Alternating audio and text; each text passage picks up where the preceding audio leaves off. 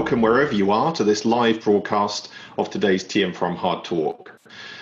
I'm Nik Willetts, CEO of TM Forum, and I'm going to be hosting today's conversation. I'm joined by Liz Coyne, who's going to be helping moderate the audience discussion live from Chicago. So if you're joining from anywhere around the world live, please do join in the conversation through the chat window at the bottom of your screen. We'll also be having a series of polls in today's session, so please stay tuned as we go through those. We really want your input, and whatever questions you field to us, we'll try and include in today's chat. The focus of today's hard talk is on the B2B opportunity. With market forecasts expected to exceed over $400 billion in growth for the telecoms industry, and some market forecasts putting into the trillions of dollars the value of the 5G market over the next decade, we can see there's a huge opportunity for service providers when it comes to B2B. Many service providers are pinning their growth hopes on B2B and B2B2X ecosystems. And in order to get there, we have to question what it's going to take to really succeed. So what will the role of the CSP be in this value chain? What value can they deliver? And how important will partnerships be to their success? What's it going to take in terms of transformation to get there? And crucially, how long do we have to deliver the change in order to seize this opportunity? To answer these questions and more, I'm delighted to be joined by a stellar panel of experts from across the industry. Joining us from London, we have Camille Mendler, who's Chief Analyst of Enterprise Services for analyst firm Omdia. Also in London, Fotis Karonis, CTIO of BT Enterprise and 5G Executive Advisor for BT. And live from Sweden, Jan Karlsson, Head of Digital Services for Ericsson and a new board member of the TM Forum. Camille, Fotis, Jan, welcome to today's session. Hello. Thank you very much. Thanks for having us. Thank you so much. Super honor. So let's dive straight in. A very recent report from Camille's firm Omdia research revealed that almost 80% of 5G projects in the enterprise market are not being led by communication service providers. The report says, and I quote, "The enterprise opportunity is already slipping through the fingers of CSPs." Jan, let me come to you first. Is it too little too late, or is it game on for communication service providers when it comes to B2B? I think it's first of all, it's a super important topic, but also very, very difficult. And I think what we have to do is respect the complexity here, that it's not a one size fits all. There are CSPs and there are CSPs, and there are all kinds of different enterprise opportunities. Some CSPs are very well placed. Others, it's correct, are probably lagging behind quite a bit. And I think we owe it to ourselves to really be transparent on where the different CSPs are and what the different opportunities are. So in terms of just building on that a little bit, Jan, where would you say the opportunity is? Is this an opportunity for the larger incumbents, or is it one that anybody can seize? I think, again, if I start with one concrete opportunity, if you take SD-WAN, SD-WAN started 7-8 years ago. It was very much a do-it-yourself approach initially. And what we've seen gradually, systematically, year after year, service providers, both CSPs and managed service providers, getting a bigger share of the market. Now it's probably around 50%. And so if you take that opportunity concretely, it's probably more for fixed operators or operators that choose to go for an overlay approach. Tomorrow, I'm pretty convinced that 5G will play a very important role as well for SD-WAN, but it shows the complexity of the segmentation that we have to do when we look at the opportunity. But when I look at SD-WAN, I feel very encouraged. I feel, wow, service providers really have an important role to play, provided that they probably have a convergent network today, fixed and mobile. But again, with 5G, it will open up to even more opportunities for the service providers. Mm-hmm. Thanks, Jan. Fotis, let me come to you. BT's had a historic strength in B2B, and of course now has that converged play that Jan talks about. Is this the growth engine to pay for 5G for BT? Yeah. Hi, Nick. Thanks. It is games on as far as we are, concerned in the way we see the world.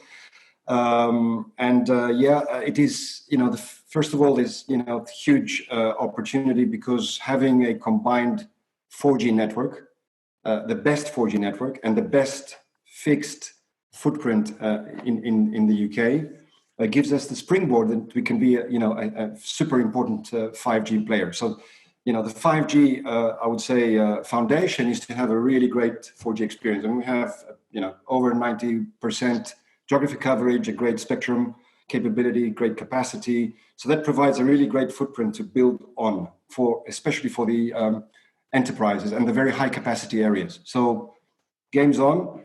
The growth engine depends on, on how we build that. But I think the opportunities are really strong because the customers see increasingly they understand 5G and how it can be a digital transformation for the company. It's not just a connectivity player. So we see 5G as beyond connectivity. It is definitely for connectivity, for enhanced broadband, but it's a radical transformation, especially in this era of digital transformation for the bigger enterprises. So if the CPSs understand and can pursue this opportunity, there is that wider opportunity that you were discussing earlier to have access to that huge market of digital. Sure. So Camille, let me come to you. Omdia's recent research report says that just over 1/5 of cases are going to be CSP led today. How much of a problem is that? Is it a case that the CSP needs to be prime in these deals? Is that really important for them to extract the value they should be seeing? Well, I think we need to be careful here. You don't need to be on top to make money. And in the end, it's about shareholder value and margin. And if you are prime in many deals, as we found in the past, telcos have maybe not, had the right view of where profitability lies. We've had issues with healthcare deals that have gone terribly wrong, complex outsourcing deals. So I think it depends on which service provider. But let's be clear, in 5G, there is a $13 trillion value-added opportunity to various industries available, and telcos are not going to be the only ones to get that opportunity. That's certainly what we think at Omdia. So you see it very much as an ecosystem play, and service providers can take their slice of the pie rather than having to worry about, as they might have done in the past, taking the whole thing. Well, they didn't take the whole thing, but there's certainly a lot to go around in our view. And there are issues about where they're going to focus. Let's not forget that historically, many service providers have focused nearly all of their enterprise activities on demographically less than 1% of the enterprise universe. So do you continue to make money by focusing on the very largest enterprises? Or is there an opportunity by industrializing your offers, your 5G offers, your SD-WAN offers, further down into the enterprise universe? That's a discussion I still think we must have across this industry. I think let's just unpack that a little bit further, Camille. You're talking about, and Jan and Fotis have also referred to what I would describe as really horizontal opportunities. But a lot of the conversation we see and perhaps the hype around 5G is very vertically focused. People are very keen to show use cases that go quite deep into those different sectors. And I think that's leading to a level of confusion in the industry about whether success is being the end-to-end solution provider or this horizontal enabler. So, Camille, are you saying that the horizontal is the most obvious and nearest opportunity, or does it need to be a blend of the two? I think it's actually got to be a blend. I think there are certain cases that are very clear for telcos, and it's not about dominating an entire industry because it's just not credible to do that. But there are certain use cases that really work. And also where trust exists. Let's not forget, give the example of manufacturing. We think there's about over 4 trillion of 5G added value there.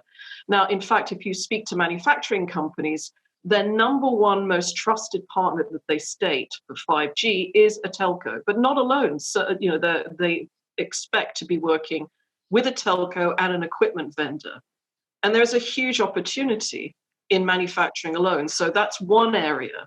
There are some verticals that we should focus on, but not everything, not everywhere. And by the way, the demographics vary by country. So there is no blanket answer. Fotis, I know that BT's been pioneering and doing its part in showing the power of 5G. You've been connecting ambulances, which seems very timely with the current situation. For you, is this this blend of horizontal and vertical plays, deep in certain sectors, and if so, what would they be? Yeah, definitely. It is a blend. Of course, ubiquitous connectivity is super important. As we know, every industry is being, very much influenced by connectivity and their models and their products and services. So, companies are behaving more like platform companies, joining demand and supply. So connectivity is a very vital key. But the other thing which is super important, and I think, Camille, you mentioned it, is about partnerships. Everything, it is not about being alone and being a horizontal player or a vertical player. It's about changing the mindset and seeing our customers, if you may say, the enterprises as partners. It cannot happen by itself. And then the other part is the ecosystem, which are the application providers, potentially hyperscalers, ecosystem of new players, because the 5G is, we should just think a little bit beyond connect. It's not about a radio access standard, or it opens a massive opportunity for, I would say, network-centric services. And I would say in some verticals, it would be more stronger, like in manufacturing. Camille, you said about, it's got IoT, we're moving from enhanced broadband to ultra reliable, low latency communication. So as these standards and opportunities evolve, the ecosystems become larger and more complex and vary. And that's the play of, does a service provider want to play in them or doesn't? What are the strengths, the opportunities, and the partnerships? Yeah, I'm coming to you. A question actually coming from the audience. For operators who are lagging behind in this race so far, where should they focus? Should they be trying to simultaneously go deep in verticals and pull off this double play, or are they better sticking to the future of connectivity? I think if I was on the operator side, I would definitely focus on the horizontal opportunity. Then the vertical opportunity is an additional opportunity on top, but the horizontal opportunity, I think, is open for most CSPs. And again, the starting point defines very much where I want to go, where I could go as an operator. But connectivity for me is a must. We've built this massive infrastructure that is valuable today, will become even more valuable in a 5G context. And for me, it's almost compulsory. Then, as the co-panelist said, I think it's very much an ecosystem play. Historically, CSPs have had maybe more focus on go-to-market direct. I need to own the channel. I need to do this on my own. And with 5G, I think there's a wealth of opportunity to partner, be it with a hyperscaler, with the application developers, with other CSPs. And the key thing then is, okay, double click, what are those capabilities that need to be put in place in order to enable that ecosystem? And I think that's probably where we want to go deeper also during this session. So 5G opens up an opportunity, but it won't come without the CSPs building those capabilities. We shouldn't forget. Sorry, Camille, go ahead. I was going to say, let's not forget the fundamentals. I'm reminded of the fact we did a survey of enterprises in Europe just as the lockdown was happening, and we asked lots of questions about different connectivity methods, what was most important. And what's interesting is the reason to churn is not price; it's about quality of experience and security. Those are the top two drivers. You get that right, and then you can build on top of that. That we cannot move away from the understanding of the primacy of that. And we're in a position where this industry has proven to the world we've been able to sustain in a time of crisis. Let's not forget that. Yeah, that's a very important point, Camille. I just want to unpack a point that Jan was making there, though, on the role of service providers working with each other as well, because let's not forget here, when it comes to B2B, we're often talking about multinational companies, and a frustration we hear from many of those enterprises is in each country I have to work with different operators, with different agreements, different packages, and so on. It's extremely complex. If you compare that to some of the hyperscalers who will offer you the same package globally, it's a very different kind of experience. So how important do we think federation of services between different carriers and operators will be? How much does the industry need to act as one industry to a new customer base versus a fragmented set as we might have done in the past. Fotis, let me start with you. Yeah, as far as our, in the country of, the overall UK, it will be a case-by-case collaboration, because the strength of BT is the a federated, strong network service portfolio. So we have, BT has acquired EE, that's for over 4 years now, for nearly 4.5 actually. Best mobile network. We have the best fixed. Together, there is a very strong network very strong network converged. However, we do collaborate in sharing, infrastructure, passive. We have to be open-minded, and the way that we get better efficiencies is when companies work together, even if they are competing CSPs. For example, we have a common subsidiary, MBNL, which with 3 we share, tower, energy, etc., connectivity, backhaul, etc. So that's a model that actually works. And then for areas, for example, in rural areas where it's very complex, very hard, it makes sense, right, to collaborate.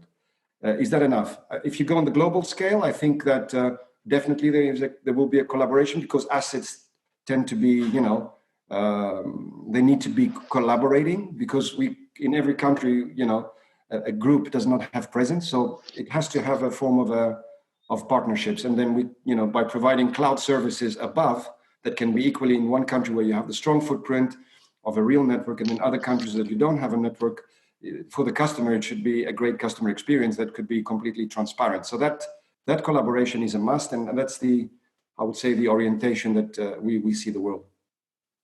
Yeah, Camille, how would you respond to that? Well, I mean, a couple of things. There are healthy partnerships that exist right now. I'm thinking about, Free Move and some of the mobile alliances. But alliances, you've got to be very careful. There's a checkered history of alliances and telcos. If we remember the days of those of us are old enough to remember things like Concert and Unisource and various things like that. Those alliances have got to be, I think, multidisciplinary, and not just telcos speaking to each other. I think that's very critical if we're really serious about building ecosystems, and that's where I think there's more work to be done. Though we're really starting. This is happening now. I couldn't emphasize this more. I couldn't agree more that this will be solved by working together. And yes, there are encouraging initiatives like 5G Future Forum. You can look that up. 6 CSPs working together, saying we need to agree on a common API that is exposed to our partners. There's to emphasize a point that you made, Camille. There's something called 5G ACA, which is oriented to working together with manufacturing companies on those APIs that can be exposed. So really not trying to do this inside out. Okay, I will publish an API without knowing what the other side needs to consume.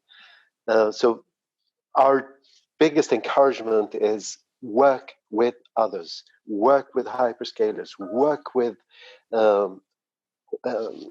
application vendor providers, work with other CSPs. And I think maybe more importantly before that, try to pick where am I going to play? Am I going to have a very broad ambition going vertical as well as horizontal, or I'm going to have a horizontal play? Define the business model that you're going to go for. And of course, it needs to be based on my starting point today. I think a point I want to make, Nik, as well, is that we talk very much about 5G, what's that silver bullet, what's that magic killer app that is going to justify that investment? And the point we are making is a very strong foundation today. If you look at SD-WAN, I keep repeating myself, that's a perfect starting point. Dedicated networks, great starting point. It can be built today in a 4G network. IoT, great starting point as well. How will those offerings evolve in a 5G context? How can I build on synergies between the different offerings? If they dedicated networks and SD-WAN, perfect complementarity between the two. So the devil is in the detail here, and the devil is yes, as always, is where is my starting point? Where do I want to go? And that where I want to go, please do it together with partners. Do it in an ecosystem approach, not in some kind of inside-out perspective. Exactly. Great points, everybody. I'm going to take us now to our first poll. Let's see whether we've convinced the audience of the opportunity, because that's the focus of our first poll question. So, Liz, let's bring you in for a bit of audience reaction and to take us through the first poll, please. Sure. Hey, everybody. The chat board is going great. We've got tons of great questions coming in and comments, so I'll read a couple of those in a few minutes. In the meanwhile, let's answer our first poll question here. Do you believe CSPs can unlock significant B2B growth with 5G? Answers are easy. It's either yes, no, or it's too early to say. So, Nik, while we're waiting for some answers to come in, I just wanted to read a couple really good comments back on the chat board. There was one from, I believe it was, hold on a second here while I pull it up.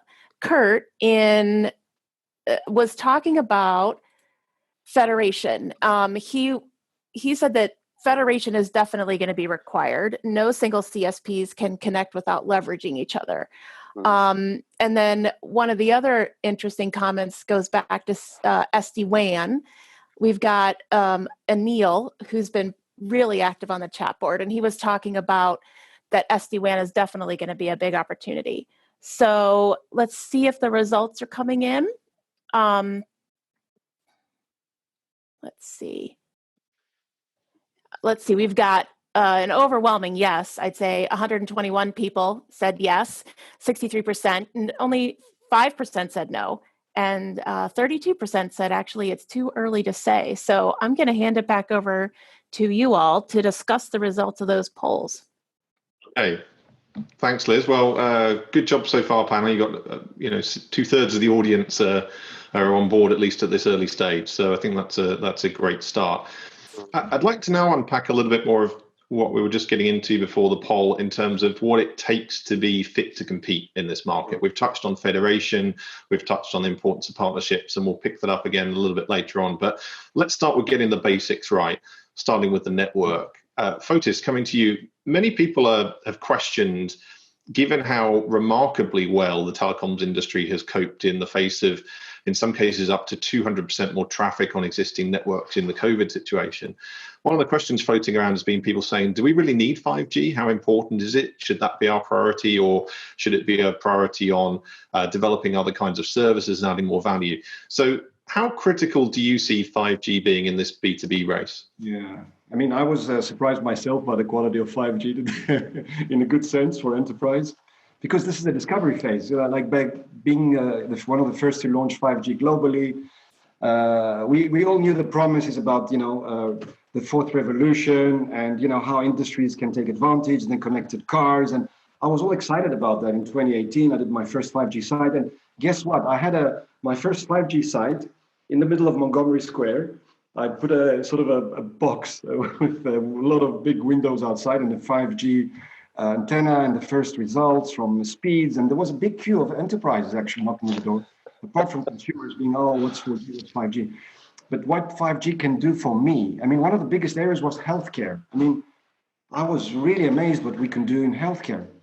So, the remote, there's an aging population on one side, flat budgets are declining, hospitals are not built every day.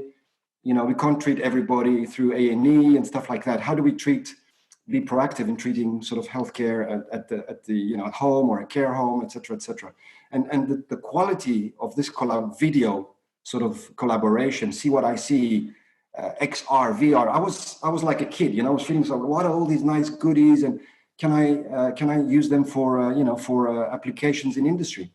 So that's the approach, by saying there are industries that are really heavily requiring transformation, and 5G, to the discussion before, is not only about only connectivity play. It opens, a variety of capabilities. So see what I see applications, XR, VR, right? You can have a patient in an ambulance or in a care home, and the clinician could be miles away, right? You don't need to move a patient. You don't need to go via GP, the GP will send him to the clinician, and so on. The drama of traveling, right, in a city, well, a little bit before COVID, of course. Now it's probably a little bit easier for the time being, but the waste of energy, time, dispatching people, et cetera, is massive. And I saw that the horizontalization. So by using sort of like XR VR, you can apply it in industry like manufacturing, in a port, in in a field engineer, etc. So these technologies are applicable horizontally. The quality of 5G versus 4G is amazing in terms of when it becomes to professional working, you know. So when you have a quality of image that is transmitted with, 900 megabits or 1 gigabit and with latency of like 10 milliseconds versus, 4G, it's kind of significant, believe it or not, you know. So we see the opportunity going beyond, gaming, beyond, broadcast, of course, and watching great movies as something that has never been unlocked. And therefore, that's what we need to build on the opportunity. But again, you need to have that orchestration capability to expose these network features, because 5G is not about a network connectivity. It's about application. It's about new device form factors. It is about orchestration, APIs, etc. It is a new ecosystem. The telcos are really saying, "Oh, what's this? This is new stuff." Yeah. Because we were like SD-WAN, all the connectivity stuff, and we stop there. We give a connectivity. So let's continue that movement up the stack. Thanks for that, Fotis. I think that sets out very nicely, actually, the next question I wanted to come to, and I'm going to come to you, Jan, for this one. Ericsson's part of many transformation projects, not just in the network, but further up the stack as well. And I think it's been recognized by all of us that this isn't just a technology transformation, this is a business transformation, a people transformation as well. So when you're looking across the various transformation projects Ericsson's part of, what would you say are the key ingredients for success in terms of the broader transformation that has to happen? I think it's a super good question. Thanks for asking it, Nick. So we have a tendency in the industry to focus on technology, and technology is super important, just unbelievably important. Without it, we can't do what we need to do. And I confirm, I agree with what you said, Fotis, in terms of orchestration, in terms of exposure. Great examples. But if we focus only on technology capabilities, we won't succeed. We need the operational capabilities as well. And I bring up typically CI/CD as a great example. If we are supposed to compete for enterprise, we need more agility, we need more efficiency, and something called continuous integration, continuous deployment is a must that goes hand in hand with that new technology. But technology and operation capabilities are not enough. You also need business capabilities. What if you have those super good APIs? Do you have developer outreach? Do you have a sales force that goes and manages wholesale partners? So the three, they need to go hand in hand. Let's not just focus on technology. Let's make sure that we are aware of what capabilities need to be built also operationally as well as from a business point of view. I mean, let me come to you. Is the changes being described enough, and are they happening quickly enough in your view? Oh yeah, all of those that have been talked about are very much tick in the box. However, I find it fairly extraordinary. We're talking about, selling 5G to enterprises, and we're not even talking about the human aspect. Humans are getting lost in this 5G crowd, and one of the very fundamental things that needs to happen is an understanding of how people work, the degree to which 5G in each industry can actually enhance, transform, or eliminate tasks. And from our perspective, we believe that a fifth of the human workforce, which is 3.3 trillion people in total, we think a fifth of those people can actually become 5G superhumans. In other words, fundamentally, their jobs are going to be enhanced. But we think also there's going to be about 400 million jobs that are going to be automated by 5G, and that's a reality we need to address. So there's a fundamental difference between what happens to the humans in an industry versus the machines. And we haven't really talked about the very different opinions and thinking about those that are looking at operational technology and IT as well. So I just wanted to table that. But can I build on your reaction to that? Yeah, please do. I think, again, the small and medium business segment, I read your analysis, Camille, is, I think, eminently addressable by CSPs. I think sometimes we have a tendency to talk about Fortune 500, but what about that small and medium business segment, which requires easy to understand solutions, easy to use solutions? They probably don't want to tamper with software upgrades. They want somebody else to do that lifecycle management for them. I think it's perfectly addressable by a CSP, and it can actually be somebody that doesn't have that fixed network, somebody that has more of a mobile background. Maybe that is a segment that I would like to address if I'm going for the enterprise segment. So I think it's super good research that you've done, Camille. Well, thank you. If it was me, if I was investing personally, and I'm not allowed to invest for, impartiality reasons, I would be focusing on the mid-market, not the companies that are startups, not the ones that are 1-year-old or 2-year-old, but the ones that are scale-ups. Those companies demographically in Germany and the UK and various other countries are about 2% of the demographics, but 20% of the value. And they typically have IT teams of like 1 or 2 people on the edge of a nervous breakdown. And it is those enterprises that offer the hugest opportunity for, for someone who can take over the entire operations, the digital operations. That's so true. Growth is there. Yeah, absolutely. And the evolution of connectivity enables that. I mean, we've seen today how remote working is going on, right? I mean, it's cloud-based. We talk about mobility. I definitely agree with you. And it's not just about these small devices, but I think the laptops are coming back into play with, 4G enabled 5G, eSIM, together with, collaborative tools, together creates a small, medium-sized enterprise in a box. That's an area that I think would be very useful to. And then digital skills. How do we provide digital skills to those small, medium-sized enterprises? As you said, yeah, doing that, and that's really critical. That providing that digital support. But I guess what I'm saying is, as much as I think it's really important to have a push on, let's say, private 5G networks. The evolution towards that. Going for manufacturing companies. Yes. Mining. How many mining companies are there? How many ports are there? I think let's be very about the demographics and who's going to win those big deals. Yeah. So we need to industrialize. Slice as a service we should be talking about. And we have an increasingly sophisticated digital customer. Digital enterprise buyers, small and large, are getting far more sophisticated and happy to buy services online. So I'd like us to spend more time and money on that digital experience, the digital platforms. That's my... Yeah. I'd love to hear what you have to think about that, what you say.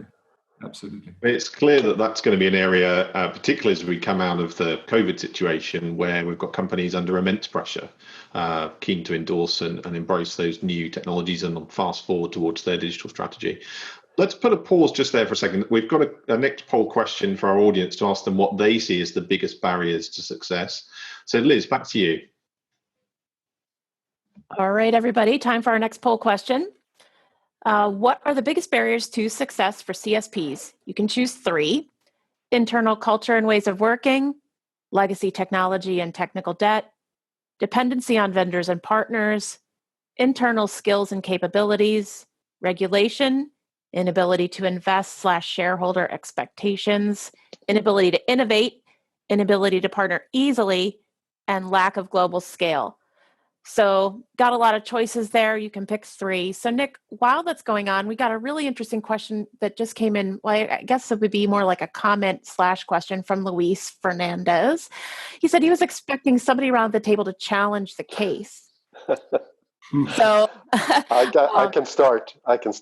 Well, but don't start yet. Let's hear results from the poll questions, and I have to vote so that I can see the answers here.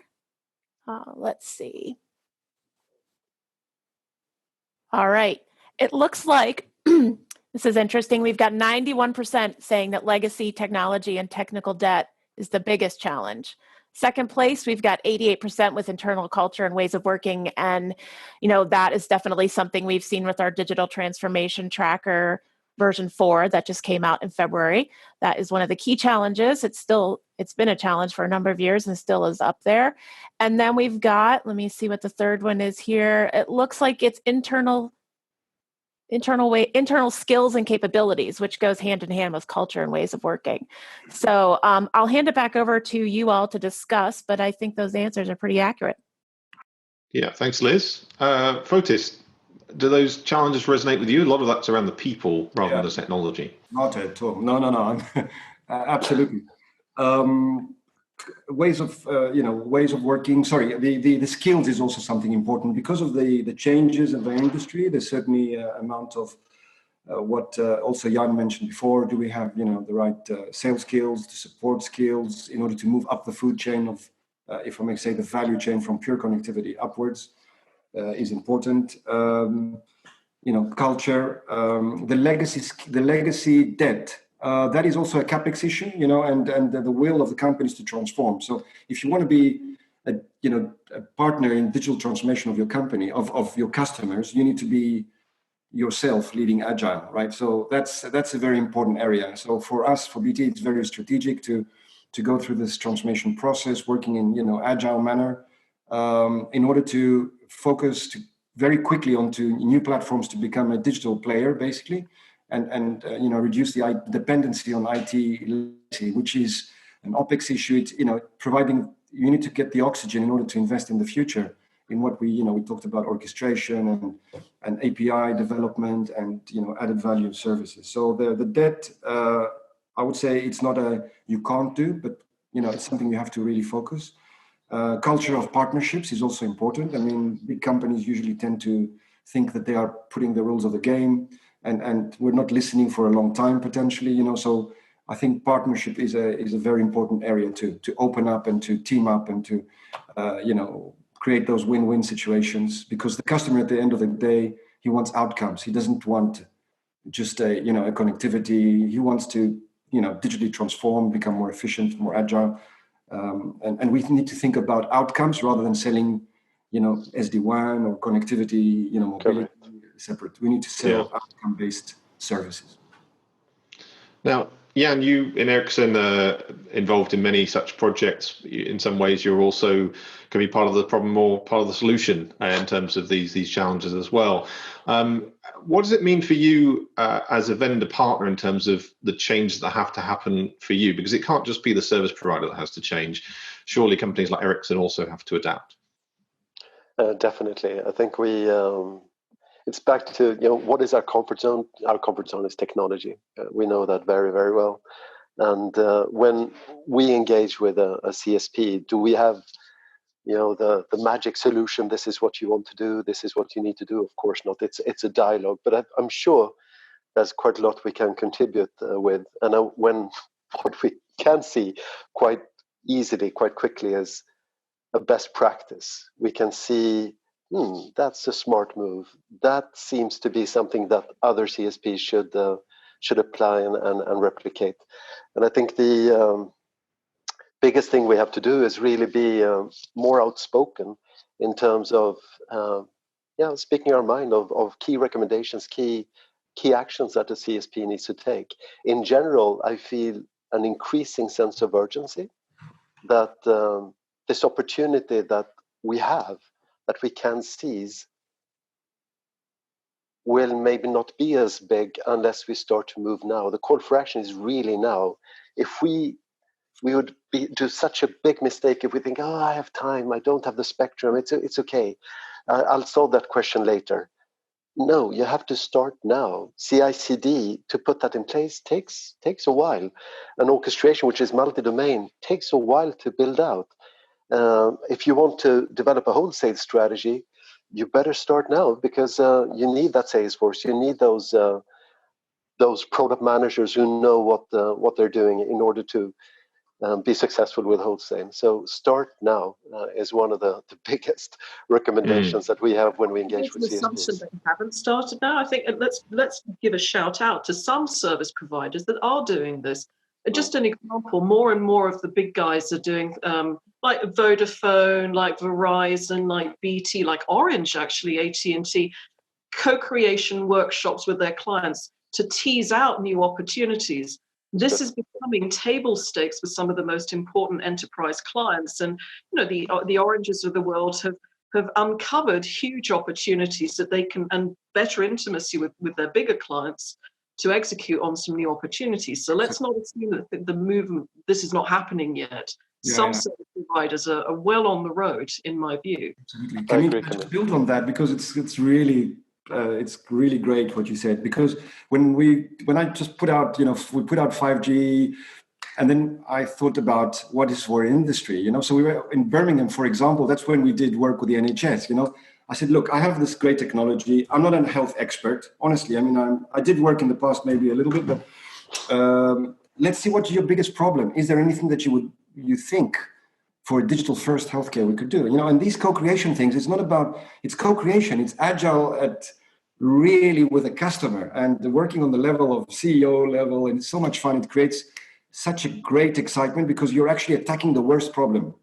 If you go, I like to have a great technology that attacks the worst problem, which means the one that brings more efficiency for the patient. That's for me the best problem. And I said, how can we do that? So, that's one of the things that is a change for the culture. That's not a culture that we definitely carry from a CSP perspective, and I think by putting those ideas, then you're saying, okay, that's the new pattern. That's the new way of working. That's the new way of sales. That's the new way of development. That's the new way of creating new products, rather than the other way around, that we bring in something that's called, SD-WAN or 5G or whatever. Yeah. So that's Camille, just really coming back to the point.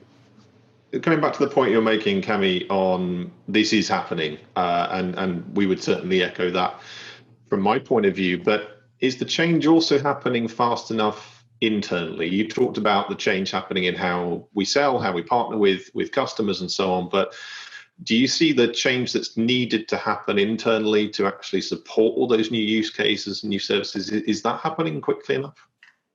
Well, it's very spotty, I have to say. And what I note often as someone who spends a lot of time with go-to-market strategy is the people who are less equipped are the ones who are at the coalface of dealing with the enterprises and the small businesses. In other words, we're not equipping the sales teams.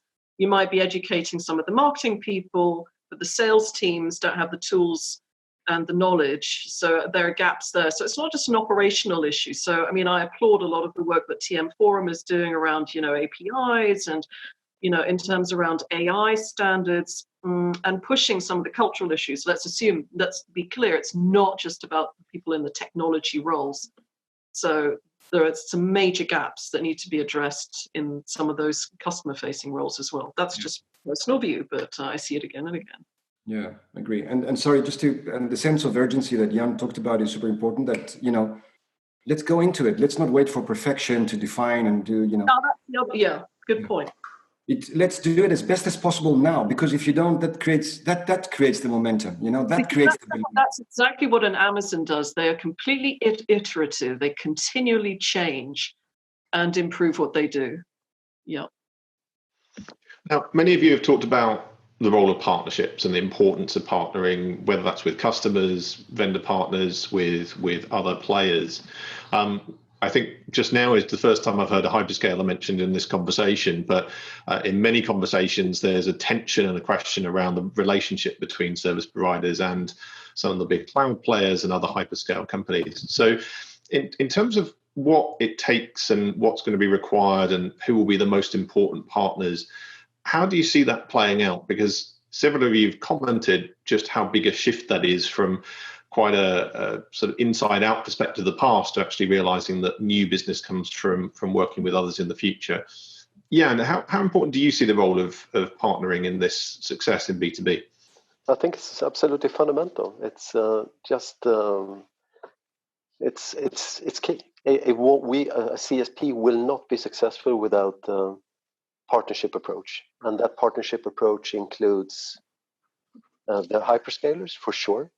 And if I was a CSP, I would go with not just one, but I would go with a multi-hyperscale cloud provider. And in a similar way, of course, the HCPs will go with a multi-CSP approach. I would go with the enterprise application providers, and of course, as we discussed with other CSPs, and ideally include some vendors as well into the equation.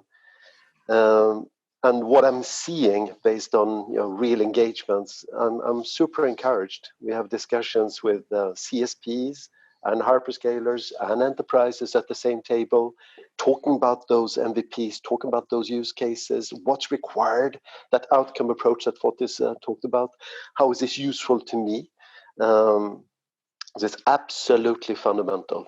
If we think, they're going to eat my lunch, yeah, maybe they'll take, it's about competition, really. Yes, there will be a significant part of overlap.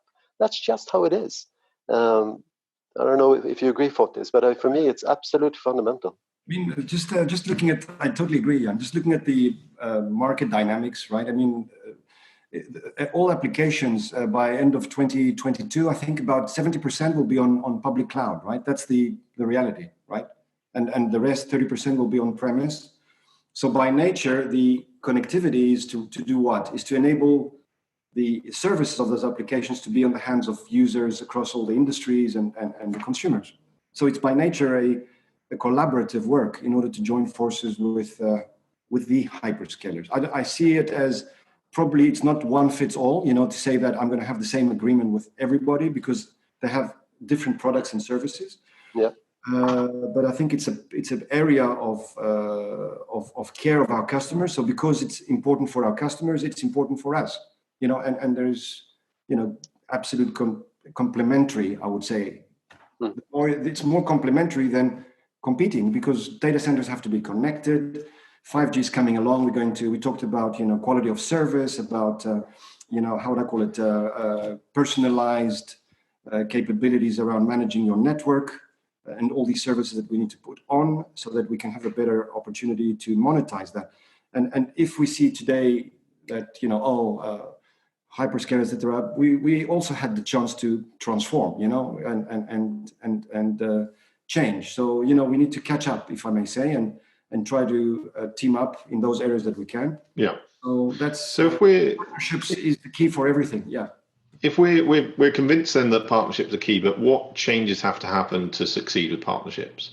It's not been in the DNA for many providers in the past to do this really well. So what would you say has to change? It's not just a sales force where you interact with your customer. There's a deeper change that surely needs to happen. Camille, what are your thoughts on this? I think many of the partnerships that I've seen have been very transitory. They've been opportunistic. And if you're going to be serious about partnerships, you need to invest in them. And that means investing in partner managers. It means investing in partnership platforms that allow for payments, interactions, all of that. And understanding of what different partners exist. I'm currently doing a lot of work in that space, and there is a lot of mismatch of understanding of who's actually a potential partner and a competitor, and understanding that, that those multiple roles is something very difficult, for the wholesale department of an organization versus the enterprise department. There has to be a more coherent view of where the benefits are and understanding how to segment that. And that isn't happening yet. The other thing is also the commercial aspect. There is a lot of difficulties. We're talking about a great picture that, yes, we do need partnerships. But if you look at the practices, you say, well, if I do something on premise, my margin will be, 70%. If I do something with a hyperscaler, my margin will be, at the moment, really poor, which is actually diluting your revenue stream. So everybody has to make an effort, in order to make that work. And these agreements is not like just the will that I love to work with hyperscalers, but the hyperscalers should also understand the economies of scale, the investments that are required, and the margins that we need to generate. All right. So what about edge computing with hyperscaler partnerships? Is that profit, or is that more about volume? Because I've got to say that's one where there's a lot of discussion going on about the value of those building out those edge locations with hyperscalers. Yeah. Okay. Anyway. Sure. Yeah, and what's your view on that in terms of edge? Edge gets thrown in that horizontal play as one of many things that can be done. We certainly see that the opportunity is different depending on the size and whether it's an incumbent operator versus a challenger. What's your view on the importance of that? And is that a partnership play? It is a partnership play, fundamentally. Just as an example, with the workloads, will it be of course not, it won't be your own workloads. You need to allow different workloads to work on the edge. So by definition, it's an ecosystem play. And by definition, I think you're spot on again for this. It's about the win-win, which means that both parties maybe give up a little bit on their side. But again, the point I made before about the base being now, SD-WAN really is an edge capability. Today it exists. Some of the biggest CSPs have tens of thousands of SD-WAN POPs, some of them with security as well, probably managed. How can this be expanded? Another great opportunity we see is dedicated networks, private networks, or campus networks. It has different words. Yeah, go ahead, Camille. Suggestion here. It's a widely known secret that there is an opportunity that telcos are not taking up, which goes beyond SD-WAN, and that is getting into the managing local area networks. Right. Would it surprise you to know that 9 out of 10 enterprises would like someone to manage their local area network, which is increasingly wireless? Yeah. That's an opportunity for a telco to extend true end-to-end control and revenue generation. Why are we not seeing more service providers doing that? It's a door that is opening. Totally, yeah. I agree. And the key thing there is, again, bundle with security. If you can do this in a secure, managed approach, I think the CSPs are the perfect distributors, perfect enablers. I mean, if I was a SME, a small and medium enterprise, probably going even to the more medium than small, I would embrace an offering that the CSP would bring to me. If it's simple to understand, simple to use. Not just these, larger companies as well, willing to pay for this. Yeah. So. Great points. I'm going to bring us on to our last section, though, because, and quite timely, this is a question about timing, because we're almost at our time today as well. We've talked several times in this conversation about the urgency, the question of speed, the need to seize this opportunity quickly. Certainly, from our experience, the current situation with COVID-19 is causing a lot of companies to fast forward their digitization plans. But the question, and we'll start with our audience opinion first, and then the panel can react, is how long we have for service providers to make the change, to go through the transformation to seize this opportunity. So Liz, back to you for our final poll. I just have to say the chat board is going awesome. Thanks for everybody who's making so many comments. Thanks to everybody who's making so much great activity and making a lot of great comments. So on to our poll. How long do CSPs have to get this right? Is it 12 months, 12 to 36 months, 36 months, or they're already too late? So let's see what the poll results come in as. While we're waiting for those results to come in, I just want to say that we've got a lot of comments coming in about SD-WAN, and I know that was a topic earlier in the show. So let's see the answers. 12 months is 44%. Most folks are saying it's 12 to 36 months, but 24% are saying it's already too late. So Nik, back over to you to continue the discussion. Camille, let's start with you. Where would you place your vote? You won't have to vote in that poll, but would you agree with the audience? I don't think it's too late at all.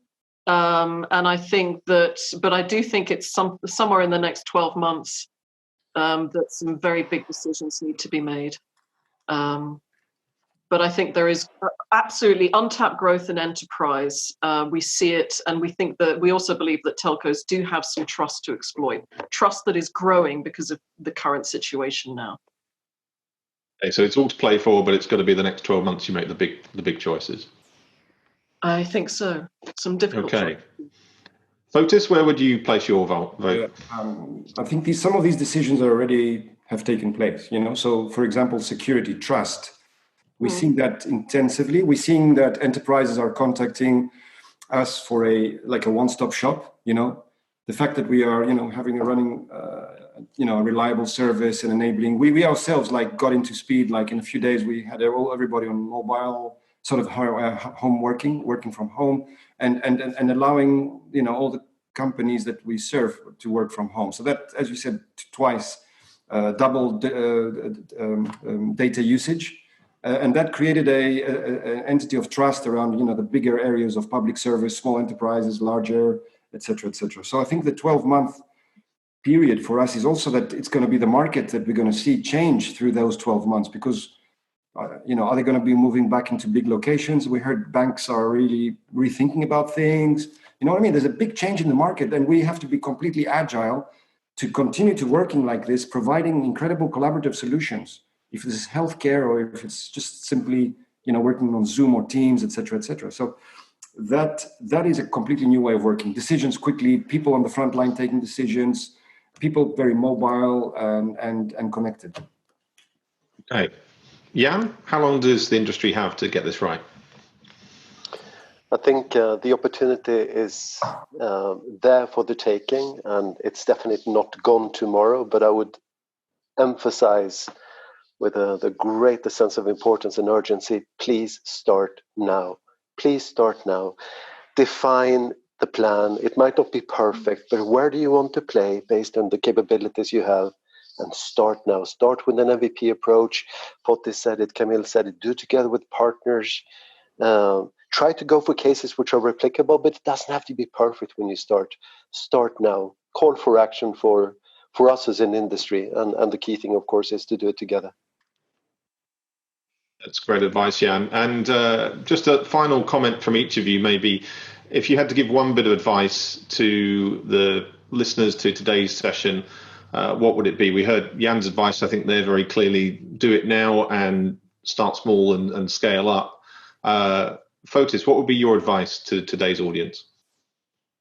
Embrace the positive, some positive aspects that we learned through this COVID crisis, like working faster, quicker decisions, more agility, trusting, teams to do work closely with the customers. I think the cultural element has created a huge impact, a positive impact that ripples through, our large organization. For example, I would like that is a capital that we need to maintain, and showing the new way of working and actually defining the new normal rather than being absorbed, the recipient of the new normal, enabling the new normal. Okay, and Camille, I'll give you the last word here. Camille, the last word goes to you. Thank you. I believe everything begins and ends with quality of experience, which is part of the promises that we must deliver to clients large and small. Build from that. That is what's critical. And don't forget that this COVID experience that we're living through will have long-term effects that will certainly continue over the next 24 months. But that doesn't mean you shouldn't make decisions. It is critical for you to make decisions now. Very good. Well, with that, I'm going to bring today's session to a close. Big thanks to our panel today. Some great advice. As always, a dense session with plenty of information there. Whether you're watching live or on replay, thank you to the audience for so much interaction in our polls and so many questions. And once again, thank you to our panel. Next Hard Talk comes up on the 28th of May. The focus is on digital experience, which we've touched on here and right at the end of the session. So I hope you'll join us for that session. In the meantime, stay safe, and we look forward to speaking to you very soon. Thanks very much.